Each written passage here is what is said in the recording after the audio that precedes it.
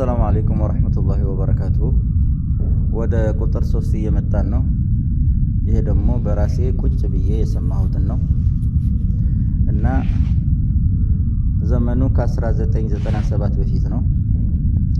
ያው በዛ ሰዓት ቀውማን ሳሊሒን ለመሆን የሱፊዮችን ወይ ደግሞ የቀደምቱን ማርከስ ብቻ በቂ ነው። መውሊድ ሽርክ ነው ማለት በቂ ነው እና የመሳሰሉ ነገር ከተጠቀምክ ያው ቦታ ይኖርሃል። እና እዛ እንደዚህ የሚል ሰው መጣ። ሰውየው በትክክል ቃልቻ ነው፣ የማሻይኽ ዘር ነው። ቦታው አገሩ የቦረና ሰው ነው። ሼክ መሐመድ ባህሩ ይባላል። ይመጣል እዛ ቦታ خلاص ቃልቻ ነው፣ ቁርአን ተፍሲር ማታ ማታ ያቀራናል ብለው አስገቡትና ከሰማሁት ባጭሩ ውሸቱ ታስቦበት እየተሰራ ለመሆኑ ማለት ነው። ይሄ ሰውዬ ቃልቻ ነው፣ የሱፊዮች ዘር ነው። ነገሩን ጠንቅቆ ያውቃል። ቢተወውም መተው መብቱ ነው። እና ምን አለ መሰላችሁ፣ ቁጭ ባልንበት ተከታዮቹ ባሉበት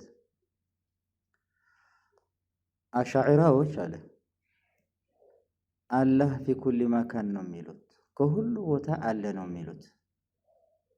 ከሽንት ቤትም አለ ማለታቸው ነው።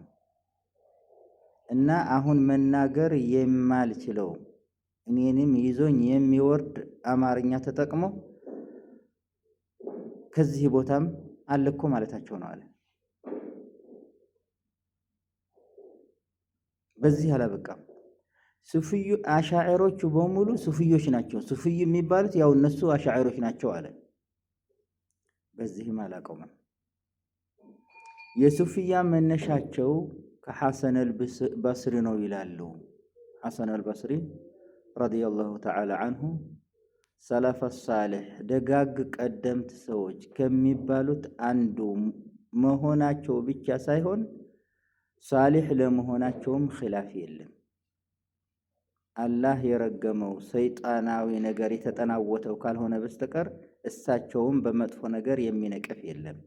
ይሁንና ይሄ ሰውዬ ግን እሳቸውም ሱፊያ ናቸው ማለት ነው አለ።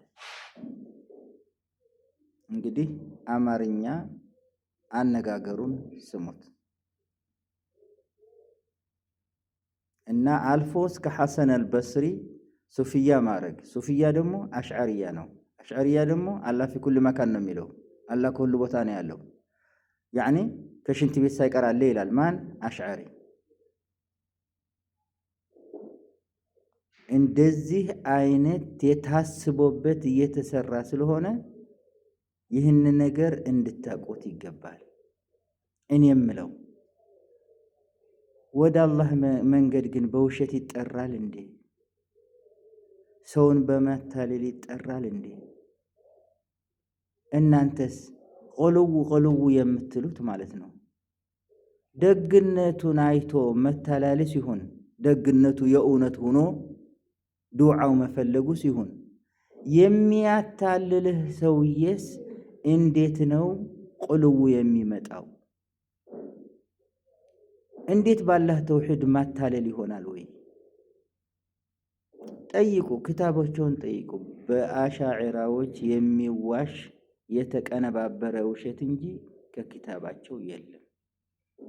አንድ ሳይቀር ዑለማዎቹን አመጣላችኋለሁ የሚዋሹት ማለት ነው።